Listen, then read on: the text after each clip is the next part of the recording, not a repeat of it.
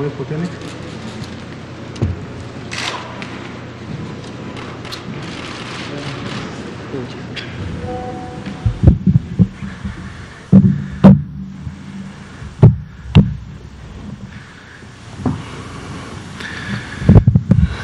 Muy buenas noches a todas las personas que de manera presencial o virtual nos acompañan en esta conferencia vespertina, ya la número 278. Como todas las noches estamos transmitiendo desde Palacio Nacional, aquí en la Ciudad de México, en relación a la actualización del tema de COVID-19 y lógicamente cuál está siendo el comportamiento de la epidemia en el país y en el mundo. Vamos a presentar precisamente el día de hoy las actualizaciones a la estadística nacional. También presentaremos información en relación a cómo se está desenvolviendo la epidemia en otras regiones de la OMS y algunos datos complementarios. Vamos entonces a iniciar, si me lo permiten, con las primeras diapositivas. Nos vamos a parar para explicarlas mejor. Bien, comentábamos conferencia vespertina número 278, también en este día número 191 de la nueva normalidad, caracterizada por las intervenciones del semáforo de riesgo epidemiológico, a través del cual precisamente cada una de las 32 entidades federativas, conociendo su nivel de riesgo, puede implementar las acciones necesarias para disminuir o bajar de ese nivel de riesgo y una vez alcanzados los niveles de riesgo más bajos, pues continuar implementando acciones para poder mantenerse en el mismo. Veamos nuestra siguiente diapositiva. Recordemos que estamos también en este marco de los 16 días de activismo contra la violencia hacia las mujeres. Hoy ya es el día número 13 y el llamado que queremos hacer esta noche es precisamente que a veces es difícil reconocer que se vive en una situación de violencia, pero cuando esta ya es identificada, cuando la persona, en este caso la mujer, reconoce que se encuentra siendo violentada en alguna de las diferentes maneras que hemos estado precisamente comunicando en estos días, no dudes, no estás sola, pide ayuda. Lógicamente la ayuda puede ser requerida a un familiar, a un amigo, a algún conocido de manera directa, pero si no, también está la línea de vida 800-911-2000, en donde recibirán atención especializada en relación a la problemática que pudieran estar reportando, pero si además esta violencia generó alguna afectación a su salud, algún problema que debe de ser atendido de manera urgente, entonces hay que marcar al 911, que es la línea de emergencia, para que pueda recibir la atención médica lo más oportunamente posible y así evitar complicaciones en relación a cualquiera haya sido el tipo de violencia sufrida.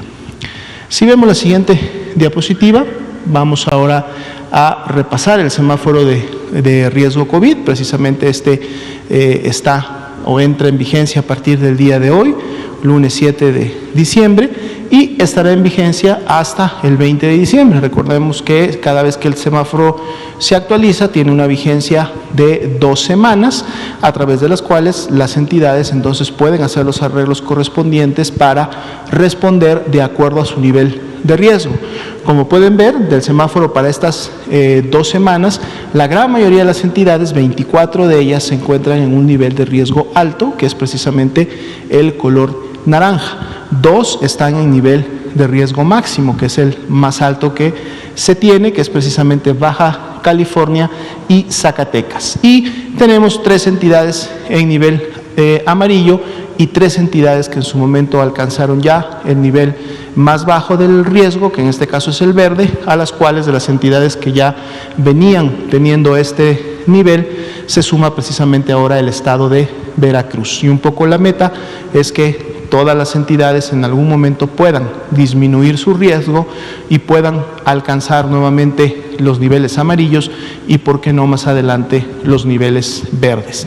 Las acciones se hacen en función de cada uno de los niveles de riesgo, recordando que de manera general, mientras más alto nivel de riesgo, pues bueno, menor debe de ser la movilidad, menor deben de ser los aforos de los lugares públicos que están abiertos, algunos inclusive deberían de estar cerrados para efectos del color y atender o dar servicios solamente a domicilio bajo ciertas también medidas estrictas, y en la medida que baja el nivel de riesgo, pues bueno, las actividades económicas, laborales y de índole similar pueden en un momento determinado empezar a incrementarse, pero siempre con las medidas de prevención y de seguridad. Veamos la siguiente diapositiva. Entramos ahora sí de lleno a la parte de la estadística. Hace menos de 2 días estábamos ya rebasando los 3 millones de personas, en este caso para el día de hoy, más de 3.023.000 personas, las que han sido clasificadas como casos sospechosos de la enfermedad y por lo tanto han ingresado a los diferentes protocolos, tanto de atención médica como aquellos que les permiten acceder a los procesos a través de los cuales pueden ser confirmados o descartados de la enfermedad. De hecho, la mayoría de ellos, estamos hablando de un 48%, han sido ya descartados a través de una prueba negativa a COVID-19. Estamos hablando de 1.456.073 personas que están en esa clasificación, pero así también, y en las barras de color café en la parte inferior, tenemos distribuidas aquellas personas que también han sido ya confirmadas, son los casos confirmados de COVID-19, que para el día de hoy son 1.182.249. Dentro de este grupo se encuentran aquellas personas que también lamentablemente han perdido la vida a consecuencia de las complicaciones que sabemos tiene esta enfermedad, sobre todo en grupos vulnerables, en personas con comorbilidades, y de ahí la importancia de poder seguirse cuidando, protegiendo y previniendo de la enfermedad. Para el día de hoy, 110.074 son estas personas que lamentablemente han perdido la vida. Ya veíamos que desde que abrimos con la semana 48, y esto suele suceder siempre al inicio de una semana epidemiológica, bueno, tuvimos una disminución del porcentaje de positividad, 41% es el que tenemos registrado hasta el día de hoy para la semana 48, y esto se ve como un decremento nuevamente de ese 45 que en su momento tuvimos durante prácticamente 3 semanas consecutivas, es decir, nos acercamos más al número de que cada 4 de 10 personas que tienen síntomas respiratorios de enfermedad, pues terminan finalmente clasificándose como COVID-19. Las demás pueden estar padeciendo alguna otra enfermedad respiratoria producida por un virus o una bacteria diferente al SARS-CoV-2. Si vemos la siguiente diapositiva, actualizamos también la información para los casos estimados. Esta semana abríamos con un descenso, no es un descenso muy pronunciado, y cuando no tenemos un descenso muy pronunciado sabemos que podemos terminar la semana en nuevamente un ascenso o en su caso en una meseta. Para el día de hoy, y la diferencia entre la semana 47 y 48 es de al menos un menos 5%. Sin embargo, esto ya representa un cambio en la tendencia ascendente que veníamos viendo prácticamente en las últimas 6-7 semanas. Vamos a ver para el final de esta semana cómo termina comportándose, y lógicamente esto dependerá del comportamiento en cada una de las 32 entidades federativas. Volvemos a tener un 5% como la proporción de personas que en su momento han desarrollado los signos y síntomas de la enfermedad en las últimas 2 semanas, y por lo tanto las consideramos como la epidemia activa en México. El resto de las personas, es decir, este otro 95%, pues bueno, padecieron COVID en algún momento del 2020, desde los primeros casos que se dieron a finales del mes de febrero. Así también, 873.555 son las personas que se consideran ya se encuentran recuperadas y por lo tanto, lógicamente, no tienen ya COVID en este momento. Si vemos la siguiente diapositiva, tenemos el comportamiento de la mortalidad. Siempre vemos que cuando hay un incremento en la ocurrencia de los casos. 2 o 3 semanas después también podemos ver un incremento en la mortalidad. Felizmente este incremento que estamos viendo entre la semana 47 y 48, que es de un más 6%, es menor al que estamos observando en el tema de los casos, y bueno, esperemos que en la medida que los pacientes hospitalizados continúen recobrando la salud y egresen muchos más por mejoría que por defunción, pues entonces estos números no crezcan tanto como en su momento crecieron los casos. Menos 37% sería el diferencial general, es decir, entre la semana 28, que es la que más defunciones tuvo en un momento o hasta el momento de la epidemia en México, y la semana 48, que es la última que tenemos graficada. Veamos ahora la ocupación y la disponibilidad hospitalaria. Tenemos primero las camas generales.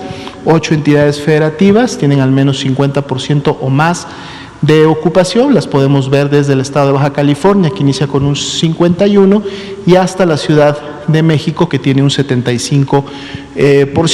Ya decíamos que para el caso del corte del día de hoy, sería esta la única entidad que está rebasando este 70% de nivel de seguridad, que además le ha llevado en las últimas semanas a incrementar sus trabajos de reconversión y expansión hospitalaria, lo cual le ha permitido mantener para el corte del día de hoy, por ejemplo, un 25% de disponibilidad en este tipo de camas generales, IRA generales, que se utilizan precisamente para los pacientes que empiezan a presentar signos de alarma o empiezan a tener gravedad en relación a su evolución de COVID-19. En la siguiente diapositiva podemos ver aquellas camas con ventilador, que son para los pacientes más graves, aquellos que requieren de esta atención especializada para poder en su momento mantener el intercambio de oxígeno, que es fundamental para que todos los órganos del cuerpo funcionen. Y en este caso, bueno, tenemos 4 entidades que en su momento estarían superando este 50%, pero ninguna de ellas supera el 70%, digamos, de seguridad o nivel de seguridad. Inclusive la Ciudad de México, que es la que tendría la mayor ocupación, todavía conserva un 34% de disponibilidad de este tipo de camas y continúa trabajando en reconversión para poder siempre tener camas disponibles. Vamos a presentar un elemento más para efectos del panorama nacional, que en las siguientes 2 diapositivas veremos. Esta es la primera de ellas, que es la distribución por grupos de edad y sexo. Al principio los presentábamos con mayor frecuencia, ahora las estaremos actualizando a lo mejor cada 7 o 15 días para ver el comportamiento. Recordemos que al entrar a la temporalidad también invernal, en donde circulan otros virus respiratorios, y la influenza, que es la que en su momento hemos tenido en las últimas por lo menos 10 años de manera importante bajo esta vigilancia o modelo centinela. La influenza lógicamente tiene muchos más años circulando, no solo en México sino en el mundo. Es importante también poder identificar en dónde se está dando principalmente el comportamiento. Ya habíamos visto que para efecto de COVID-19 podemos ver que entre los 25 y los 49 años, es decir, la población básicamente adulta y que está en una temporalidad laboral, la mayoría de ellos, pues son los que han contribuido con las mayores cargas de enfermedad, de contagios, de casos de personas enfermas a la epidemia en lo que va del año.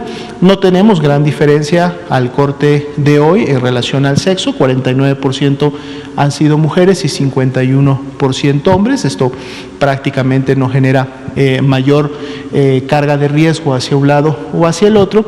Y cuando los vemos para cada grupo de edad, prácticamente sí lo que podemos notar que es que en la medida en que se va incrementando los grupos de edad, la mayor carga de enfermedad empieza a ser en los hombres, y en los grupos que comentábamos más jóvenes, pues tenemos prácticamente una similitud entre la carga entre un sexo y el otro. Sin embargo, la forma correcta en la que podemos comparar cuál ha sido la afectación entre los diferentes grupos de edad es ver la información en base a las tasas, así como cuando tenemos que comparar la afectación y la magnitud de la epidemia entre estados, lo técnicamente correcto es verlo en tasas, en este caso también, porque recordemos que la cantidad de población a medida que vamos avanzando en cada uno de los grupos de edad va disminuyendo. Entonces, si vemos la siguiente diapositiva, ahora graficamos para cada uno de los grupos quinquenales, lo graficamos ahora por tasa de incidencia.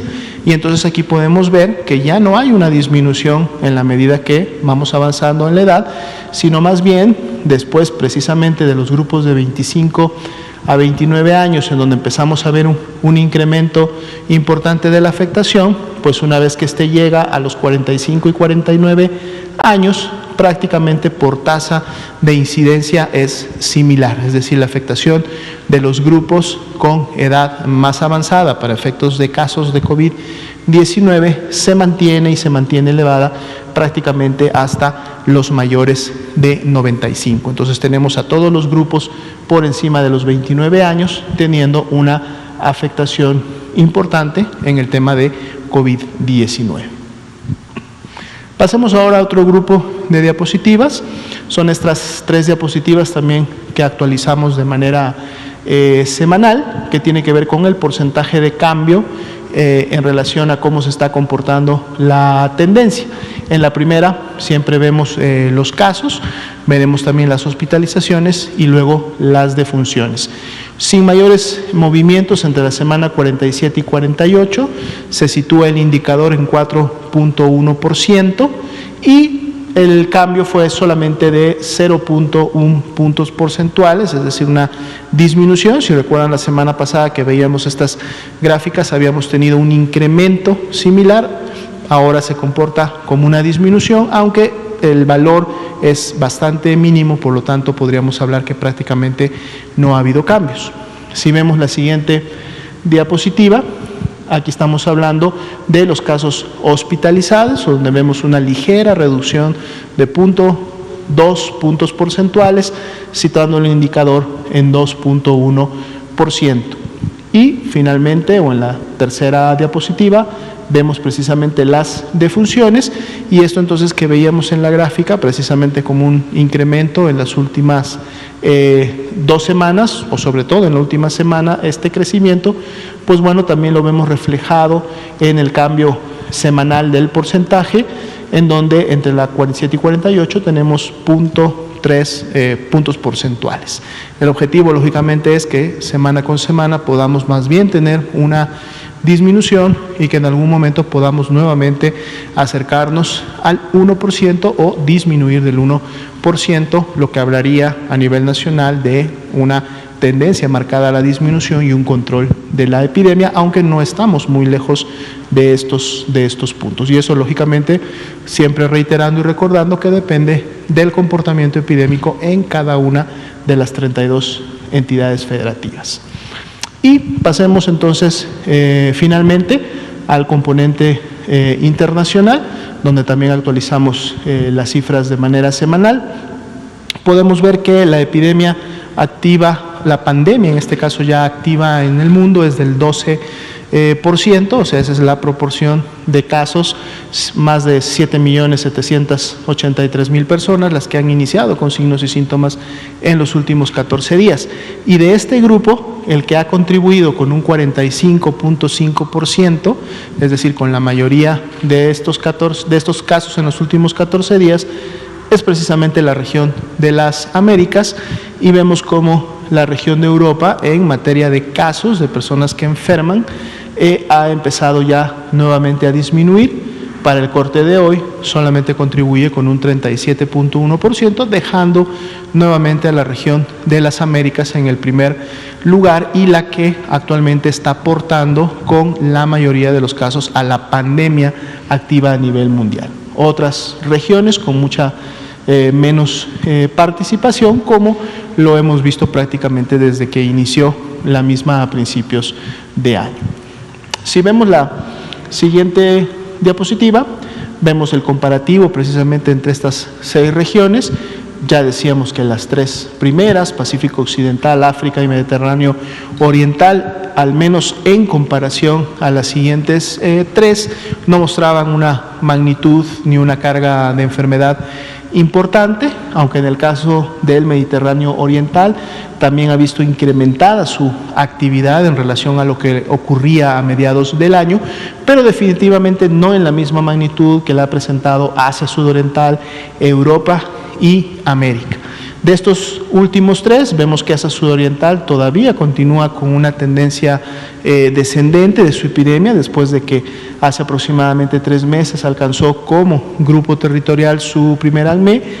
En el caso de Europa, incremento importante también hace 2-3 semanas, pero aquí vemos precisamente lo que está generando que Europa ya no sea el primer lugar o que no esté contribuyendo con una gran carga de casos, porque precisamente vemos que hay una tendencia descendente ya en el continente europeo marcada, la cual no vemos todavía en el continente americano. Más bien en el continente americano seguimos viendo una situación de incremento y en donde los casos continúan creciendo. Vamos a ver hasta dónde esto se va a mantener, recordando que ambos continentes, tanto América y en este caso la región del norte, que es la que más está contribuyendo con estos casos, y la región europea, pues bueno, estamos cursando y entrando a la temporada invernal más importante.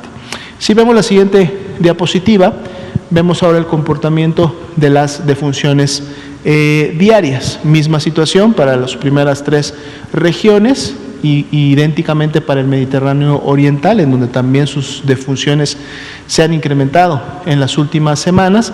Asia Sudoriental sigue disminuyendo sus defunciones, aunque ha tenido más bien un comportamiento de meseta en las últimas semanas, y a diferencia de los casos, aquí sí vemos todavía a Europa con un comportamiento, con una ocurrencia importante en relación a las defunciones, aunque pareciera que así como lo está logrando en su curva de casos, parece también que en relación a la curva de defunciones empieza a haber un ligero descenso en la última semana, lo cual pudiera generar también esta tendencia en las siguientes. En el caso de América, estamos en un incremento para efecto de las defunciones, llegando o inclusive superando, aunque todavía por poco, lo observado en meses previos de la pandemia en la región de las Américas. Si vemos la siguiente diapositiva, son 2 más, esta es la penúltima. Aquí vemos el comportamiento, pero en curvas de casos nuevos por millón de habitantes, precisamente para hacer comparativa las alturas y los comportamientos de las curvas entre las diferentes regiones. Podemos ver que ahora, la que digamos para el corte de la fecha del 5 de diciembre, América del Norte es precisamente la que está teniendo la mayor carga de enfermedad por millón de habitantes y por día en relación a las otras regiones.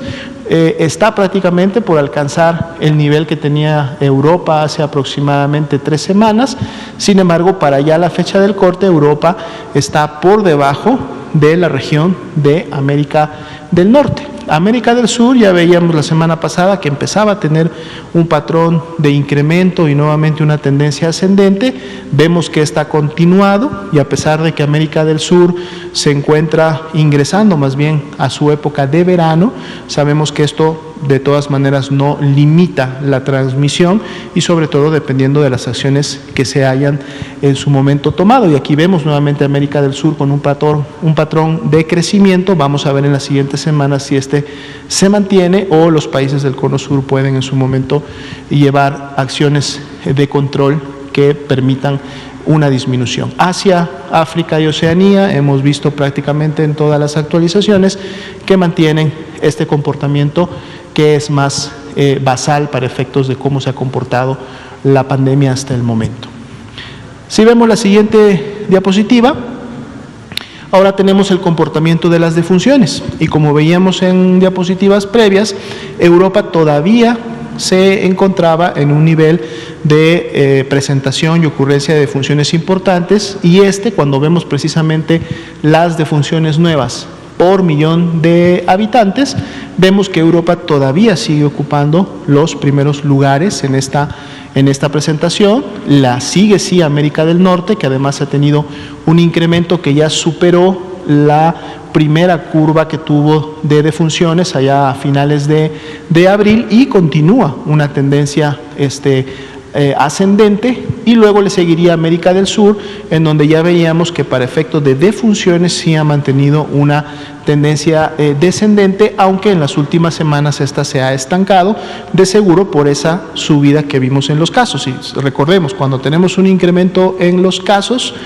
2 semanas después viene un incremento en las hospitalizaciones y 3 semanas después viene un incremento en las defunciones. Es un poco la historia natural de la epidemia, de la pandemia, y lógicamente esto también depende de las acciones que cada país implemente. Y finalmente, Asia, África y Oceanía manteniendo este comportamiento todavía basal, o al menos basal en comparación pues con las otras regiones que sí mantienen una actividad importante. Entonces, termino solamente recordando a la población: la epidemia no se ha terminado en México, la pandemia no se ha terminado a nivel mundial, pueden ustedes verlo en los datos.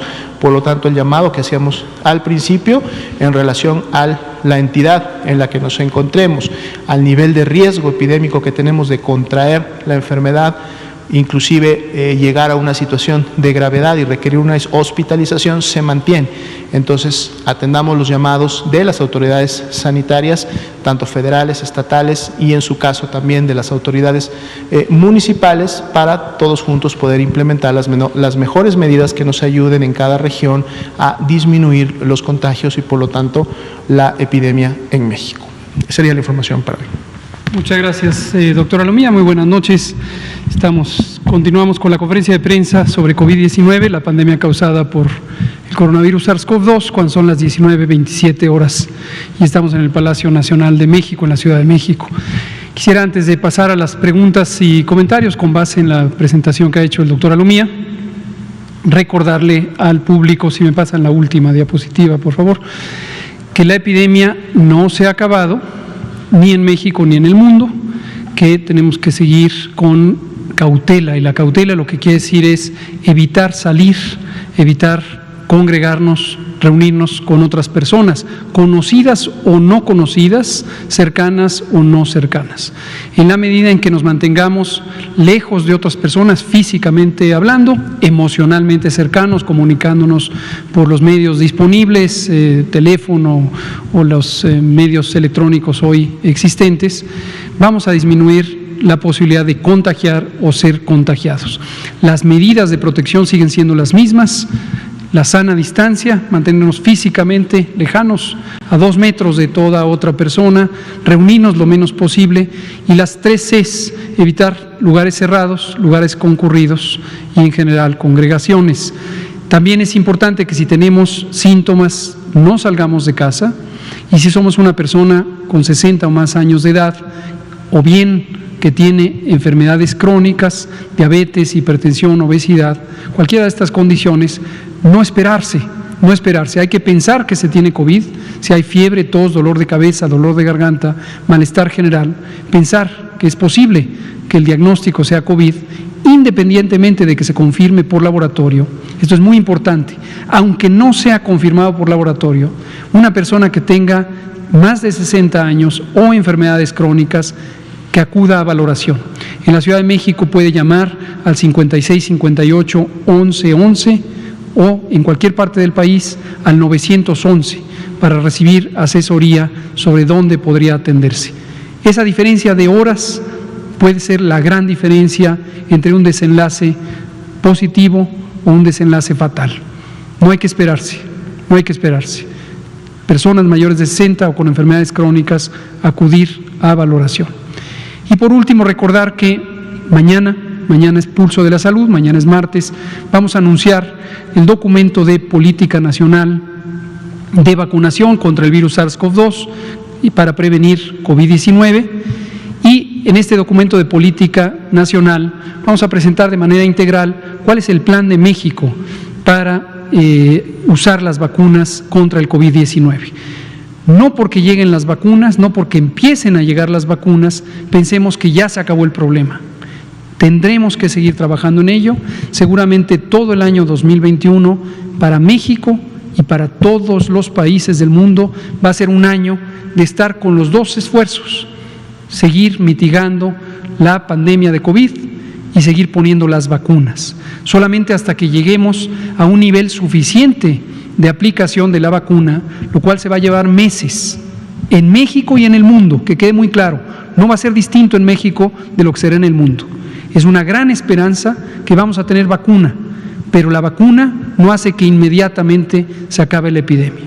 Y vamos a explicar mañana, en el Pulso de la Salud, el doctor Alcocer y un servidor, en qué consiste este plan y por qué fue diseñado así, cuáles son sus fundamentos técnicos.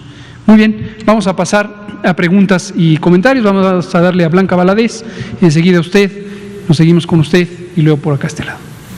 Muy buenas tardes, doctores. Blanca Valadez, de Grupo Milenio. Preguntarle, la subsecretaria de Relaciones Exteriores aseguró que en la segunda quincena de diciembre ya se tendrían las vacunas en México. Preguntarle si esto es así. Incluso dio a conocer que el grupo prioritario, y bueno, de alguna manera usted también lo ha dicho, va a ser los trabajadores de salud. Otra cosa que comentó y que me llama mucho la atención es de que comentó que con los contenedores que tiene diseñados Pfizer es suficiente para poder llegar al lugar donde se van a aplicar las vacunas y no es necesario contar con los ultracongeladores. No sé si esto es así o ustedes qué plan tienen. Yo sé que mañana van a dar detalles, pero sí sería importante que aclararan. Finalmente ella ya lo está dando a conocer. Y si tienen pensado que llegue una primera dosis, una dotación, 125,000, se apliquen y después de 3 semanas otras 125,000. Y si me lo permiten nada más, por último, ahorita comentó que usted va a presentar el programa, se estaba comentando en la prensa que sería Marcelo Ebrard el que encabezaría finalmente este proyecto, un proyecto que bien, yo sé que es de colaboración, pero finalmente es más del territorio de salud. Gracias. Con mucho gusto.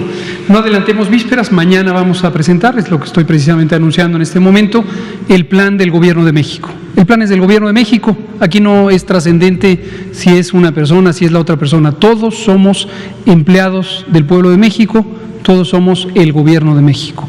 Hay atribuciones específicas, evidentemente, que se desprenden de la formación profesional que tenemos cada uno de nosotros y del encargo que tenemos adjudicado. Esto está previsto, como todos sabemos, en la Ley Orgánica de la Administración Pública Federal. No importa quién lo presenta, eso es lo de menos. Es el plan del Gobierno de México. Y mañana vamos a dar detalles sobre exactamente todos estos elementos. Pero entonces, nada más, digo, es que ella ya adelantó, sí llegaría la vacuna en el segundo. Mañana vamos a explicar todo esto. Para eso es la sesión del Pulso de la Salud mañana. No se la pierdan. Gracias. Vamos a pasar con usted y luego pasamos a este lado. Y usted también.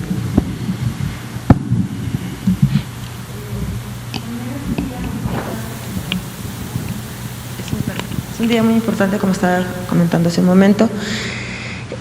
La gente está curiosa, la gente, vamos a hablar del pueblo, vamos a hablar de la gente, vamos a hablar de las personas, vamos a hablar de quienes están más desesperados porque llegue la vacuna, de quienes están más desesperados por la manera como se van a distribuir, de qué manera, sobre quiénes son los primeros. Los primeros estaban comentando, como dijo el presidente, también es cuestión de salud, los profesionales de la salud. Verdaderamente cómo se va a distribuir esto, si también son los niños de la tercera edad, los adultos y en esta ocasión también los niños. ¿Cómo es el sistema que van a manejar? Mañana lo vamos a explicar. Para eso es la sesión de mañana. Gracias. Por favor, usted.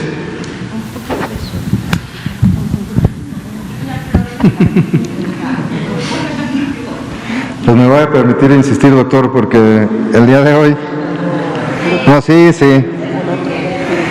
Déjame preguntar lo que sea mi libertad, ¿no, amigo?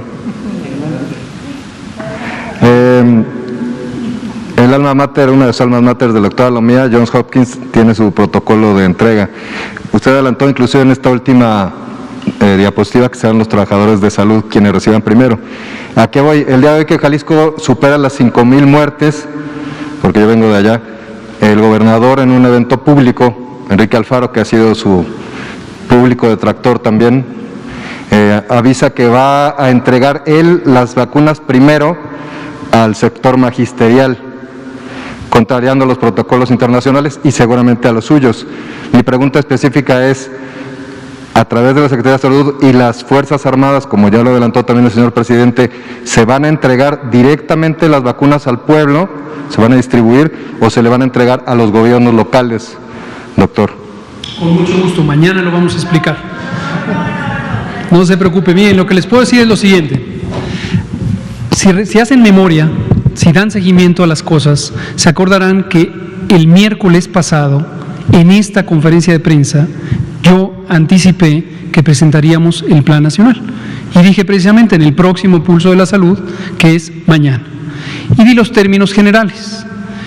El Sistema Nacional de Salud en México está descentralizado para ciertas funciones, pero hay ciertas otras que se consideran materia de salubridad general y la Ley General de Salud establece con claridad cuál es competencia estatal y cuál es competencia federal. Y en los asuntos de salubridad general hay elementos específicos. En el título 8º de la Ley General de Salud se contempla el tema de prevención y control de enfermedades. Y se establece cuáles son los elementos en donde las entidades federativas coadyuvarán. Por supuesto, es importantísima la colaboración de los gobiernos estatales, pero aquí se trata de una política de Estado. Una política de Estado. Estado no me refiero a entidades federativas, es el Estado nacional. Hay un solo Estado mexicano, es en los Estados Unidos mexicanos. Entonces, no tiene sentido andar anticipando vísperas sobre actividades que puede hacer una persona u otra. Quien quiera contribuir, quien quiera entregar vacunas en un sentido simbólico, supongo que no se refiere a materialmente entregar las vacunas, porque esto se hace por parte de personal especializado en salud, pues siempre es muy bienvenido. Por ejemplo, la Universidad Nacional Autónoma de México, nuestro muy querido y respetado doctor Graue, ha anunciado que convocó a voluntarios, personas voluntarias que pudieran integrarse a brigadas de vacunación.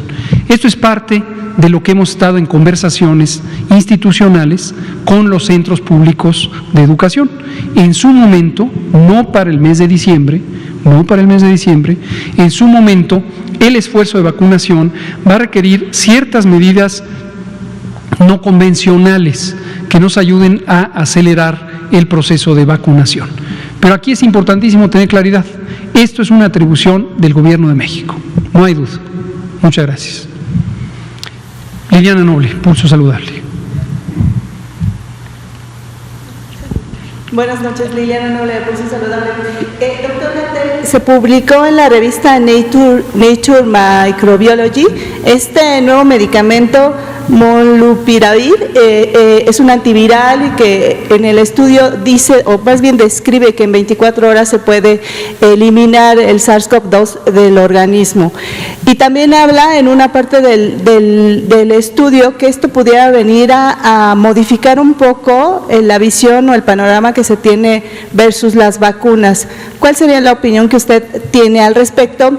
Y doctora Lomía, ¿cuáles serían estos signos y síntomas que tendríamos que tener los ciudadanos ahora que son la época invernal y de estos virus de la gripe comunes, para no espantarnos, pero sí poner mucha atención? Y qué pasa con estas faringitis, etcétera, me hace pensar que pudiera estar en riesgo de ser subdiagnosticado el COVID-19. Gracias. Muchas gracias.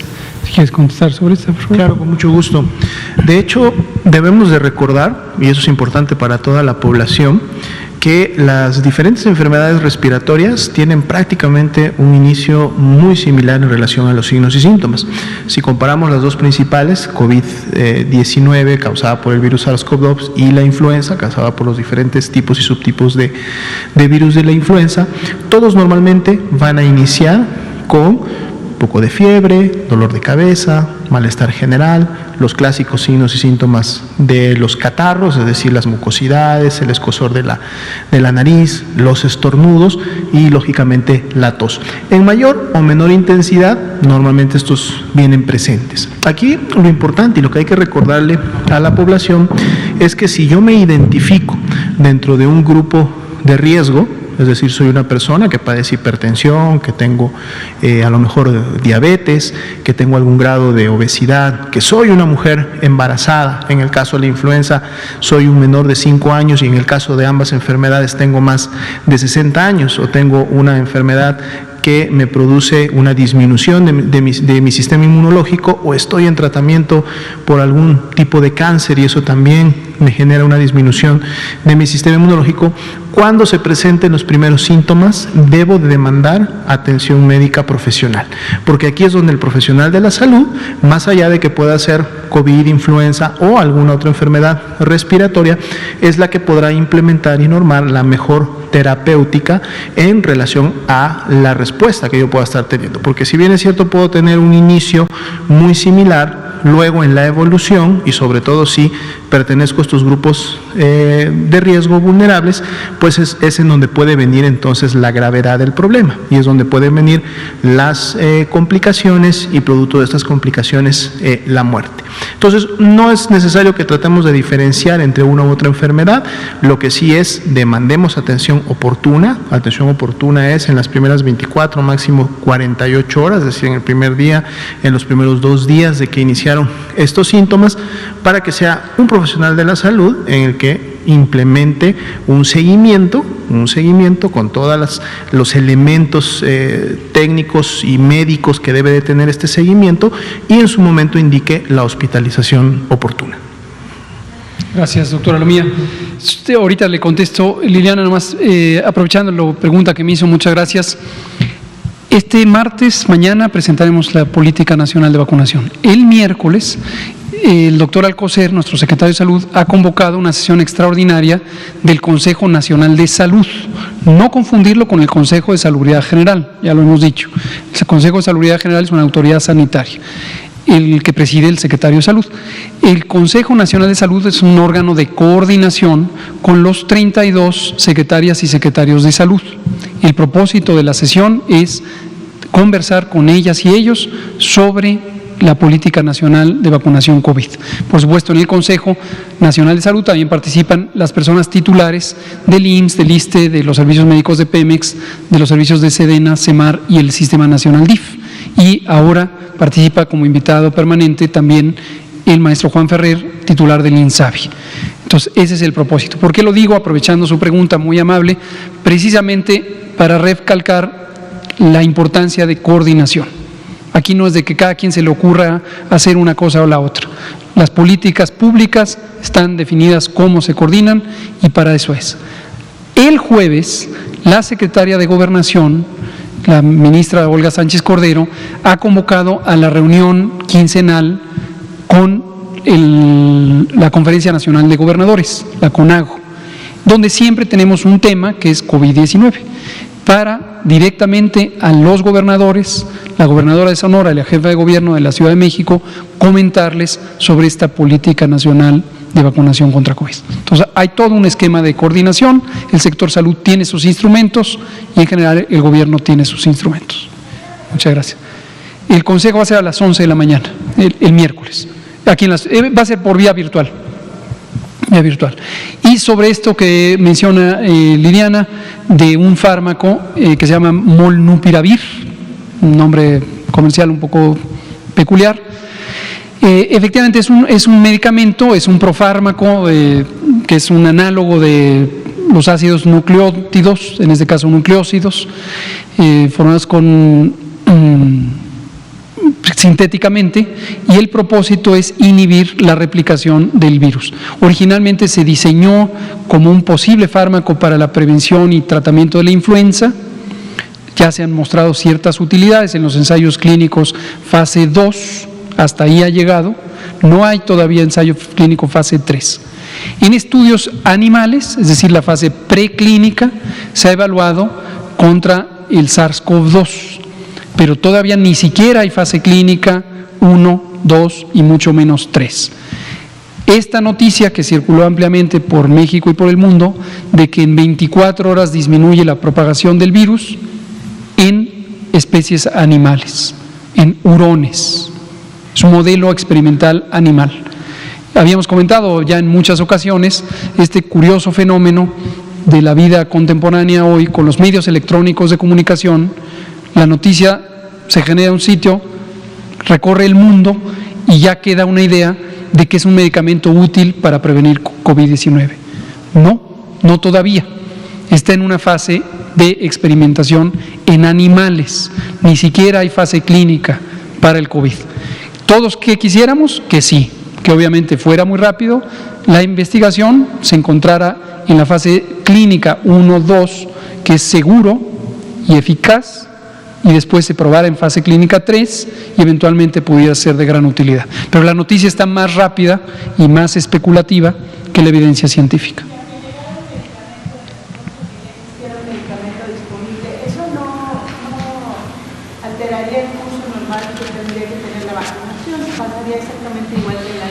Pues son escenarios que habría que analizar como alentadores, pero pues hay que basarlos en la realidad.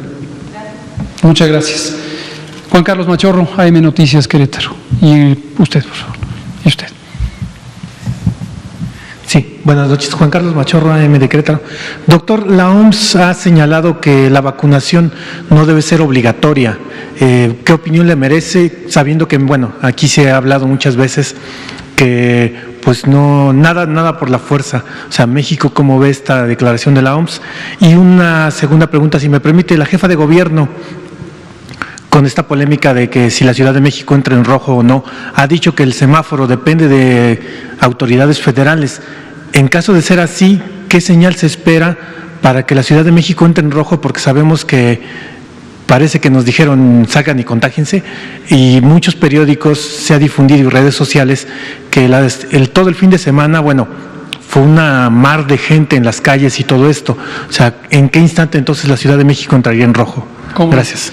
Le respondo primero la segunda pregunta. Con la jefa de gobierno tenemos una conversación extraordinariamente fluida, amigable, frecuente. Somos un mismo equipo. Justamente hoy a las 6 de la tarde tuvimos la reunión COVID semanal con el señor presidente, en donde participa una buena parte del gabinete federal, ampliado, y nos acompaña invariablemente la jefa de gobierno.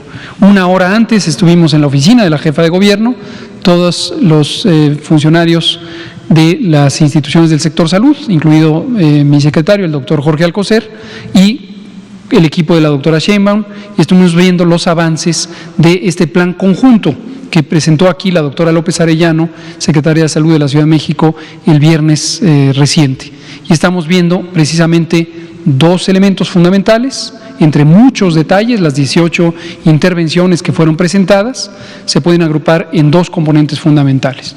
Uno es mitigar la epidemia, lo cual depende del comportamiento de las personas, el llamado repetido, enfático, lo vuelvo a hacer aquí, a nombre, desde luego, del gobierno federal y con la autorización de la propia jefa de gobierno, a nombre del gobierno de la Ciudad de México. Quienes habitamos en la Ciudad de México, de hecho hago extensivo esto al Valle de México, tengamos conciencia de que estamos en la zona de más difícil control de la epidemia. ¿Por qué razón? Por lo que hemos explicado, es la zona más poblada del país. Casi la cuarta parte del país vive en el Valle de México. Si salimos a espacios cerrados, si salimos a espacios concurridos, si cuando tenemos síntomas salimos a la calle, vamos a tener la posibilidad de contagiar, o si no tenemos síntomas, de ser contagiados. Es muy importante tomar conciencia de eso.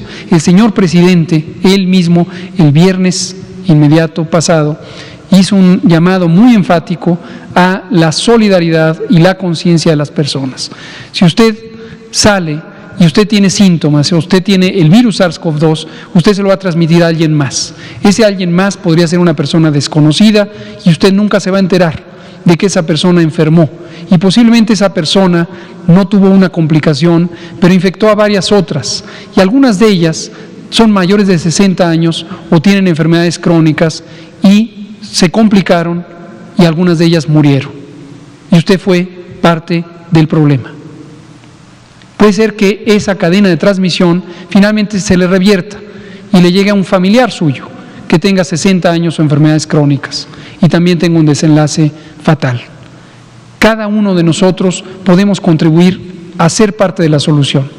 Esto lo enfatizamos en la Ciudad de México por la trayectoria que vemos, como ha dicho la doctora Sheinbaum, del crecimiento en el número de hospitalizaciones diarias, el número de casos y también el número de defunciones. Están incrementando las defunciones en la Ciudad de México.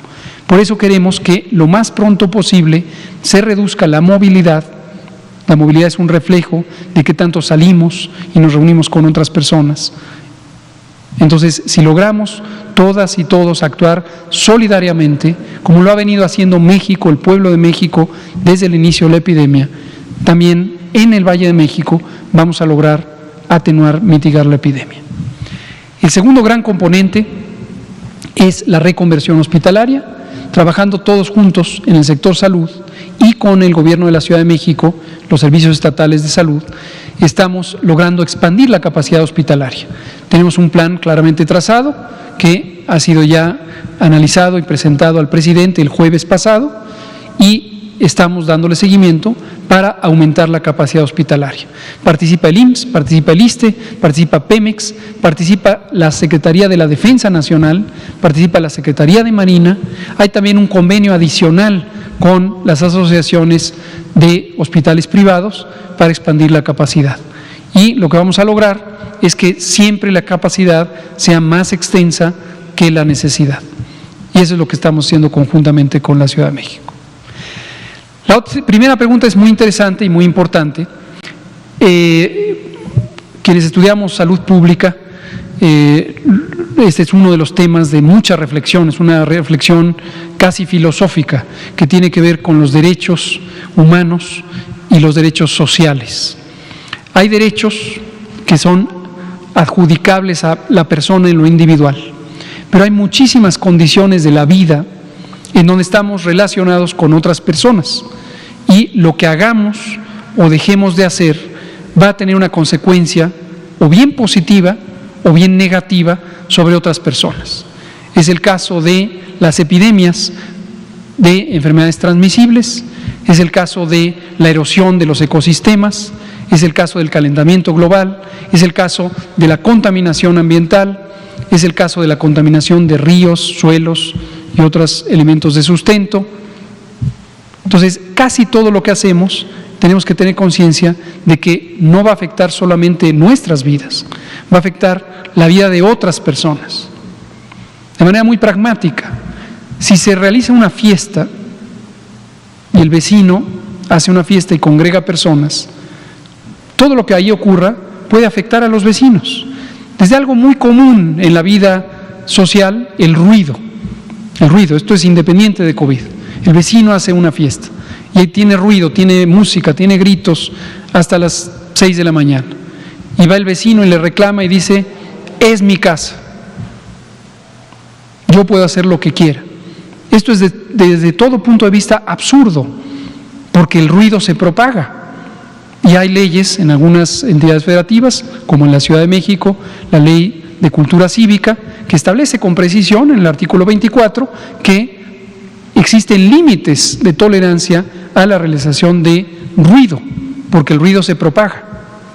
Si lo vemos con algo mucho más grave y trascendente, como las enfermedades infecciosas, estas se pueden propagar.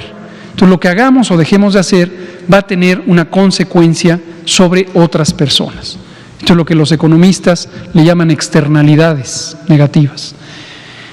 Entonces, el debate filosófico, el debate ético, el debate técnico de la salud pública es si se podría obligar a las personas a utilizar un instrumento de precaución que en parte nos protege a nosotros mismos y en mucho protege a todos los demás. Y en general este debate se resuelve respetando las libertades individuales, por importante que es la prevención hacia los demás, no se puede imponer sobre las libertades individuales el uso de un instrumento, como puede ser una vacuna, para proteger a todos los demás. Y en la historia de la epidemiología, en la historia de la salud pública, existen casos muy interesantes sobre las consecuencias de la libertad y la protección de los demás. Es muy interesante esto. Muchas gracias. Por favor, usted. Perdón, no, está la compañera. Y después usted. Nos quedan pocos minutos, son las 19:55. Gracias, muy buenas noches. Paola Betancourt de Canal 6 Multimedios Televisión. Justamente sobre este tema que comentaba Juan Carlos acerca del semáforo rojo en la Ciudad de México, preguntarle qué fue lo que se ha dialogado con las autoridades de la Ciudad de México, si, piensan mantener estas medidas de reconversión y aguantar con el semáforo naranja, y ahorita en este momento entonces no será viable pasar a semáforo rojo a pesar de que se han incrementado las hospitalizaciones y defunciones aquí en la Ciudad de México, o qué es lo que se ha dialogado con las autoridades de aquí. Como hemos dicho en innumerables ocasiones, también el semáforo no se trata de una negociación. El semáforo es un instrumento técnico que mide un riesgo. Y hay 10 indicadores que se conocen, son públicos. El documento técnico del semáforo está en nuestro portal coronavirus.gov.mx, y lo que indica es, a partir de información objetiva, cuál es la condición de la transmisión del virus, medida por 2 indicadores, de la ocupación hospitalaria, medida por 3 indicadores, del riesgo de mortalidad, medido por 2 indicadores, etcétera. El instrumento lo que permite es una medida universal para todo el país, con la misma metodología. Por eso, cuando en meses atrás hubo este debate de que cada estado quería tener su semáforo, pues todos, al final, creo que todo el mundo se convenció de lo que era bastante evidente: no sirve tener un solo instrumento. Pongamos un análogo. Es como una báscula. Una báscula es un instrumento objetivo para medir el peso. Y voy a poner un ejemplo del box. Hay boxeadores que juegan en distintos pesos: mini mosca, mosca, gallo, welter, semicompleto, completo. Y entonces pueden querer que un boxeador de mayor peso pelee en una división de menor peso. Y si está en el límite, pueden tener la aspiración, el propio boxeador y sus personas entrenadoras, de que esté inmediatamente por debajo del límite para que pueda pelear en la división de abajo. Se pesa en la báscula y la realidad le dice que excede el peso reglamentario para la división en la que quiere pelear. Tiene 2 posibilidades. Una es modificar sustancialmente su condición corporal, su condición física, con una serie de ejercicios durante un tiempo relativamente prolongado, y modificar sustancialmente esa realidad. Otra es tratar de modificar en forma acelerada esa realidad. Por ejemplo, y esto es algo que se sabe ocurre en la práctica del boxeo, restringiéndose de consumir agua, quizá restringiéndose de alimentos en algunos días previos. Hay quien dice que hasta se usan diuréticos, lo que asumo que es ilegal en términos de los reglamentos boxísticos. Y puede ser que con estas 2 modificaciones ya esté en el peso necesario. Pero lo que jamás puede ocurrir es que se modifique la báscula. Porque si se altera la báscula, entonces el instrumento objetivo ya no nos sirve de nada. Ya no podemos confiar en la realidad medida por el instrumento objetivo. Igual opera el semáforo. El semáforo es una medida objetiva y con base en ella tenemos que juzgar la realidad. ¿Podemos modificar la realidad? Sí, expandiendo la capacidad hospitalaria y reduciendo la transmisión. Son las medidas, o reduciendo la mortalidad. Entonces, esto es lo que se hace.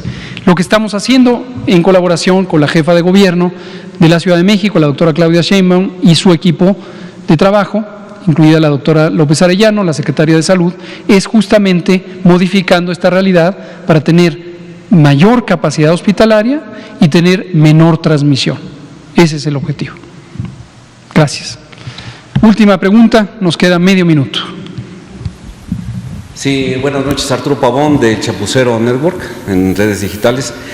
Para preguntarle, antes que nada, a alguien como yo que no sabe mucho de esto, las vacunas son para prevenir. Ok.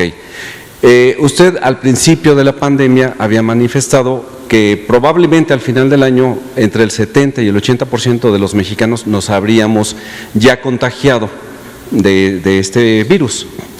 Mi pregunta, atendiendo a la lógica, es, bueno, en mi caso, si yo ya lo tuve, no presenté ningún síntoma, quiere decir que ahorita yo ya soy inmune y no necesito la vacuna.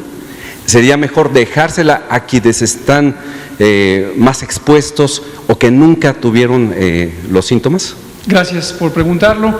Esto es parte de las consideraciones que se han tenido no solamente en el grupo asesor de vacunas en México, sino en el propio grupo asesor de vacunas en la Organización Mundial de la Salud. Y ha habido algunas consideraciones y evidencia científica para respaldar esta idea. Posiblemente quien ya tuvo COVID-19 en una forma asintomática o sintomática leve o incluso sintomática grave, posiblemente ya quedó protegida o protegido. Y quizá tiene menor urgencia de ser protegido con una vacuna. Ese es el planteamiento. Hasta el momento, las recomendaciones, tanto del grupo internacional en la OMS como del grupo en México, es que si bien esto pudiera ser teóricamente cierto, es mejor considerar suficiente dotación de vacuna para también cubrir a las personas que han sido expuestas a COVID-19. ¿Por qué razón? Porque aún que ha pasado casi un año desde el inicio de la epidemia, todavía no se conoce con certidumbre cuál es el comportamiento de la inmunidad frente al COVID-19. Y no hay ninguna garantía hasta el momento de que esa inmunidad necesariamente fuera duradera y de que necesariamente la potencia de la inmunidad adquirida por una infección, particularmente si fue una infección leve, pudiera ser protectora ante una segunda exposición. Entonces, en el caso de México, estamos considerando tener suficiente vacuna para que, independientemente de que se haya padecido COVID-19, podamos tener vacunas para todas y todos. Muchas gracias. Son las 20 horas con un minuto. Les invitamos mañana al Pulso de la Salud, donde presentaremos la Política Nacional de Vacunación contra COVID del Gobierno de México. Muchas gracias.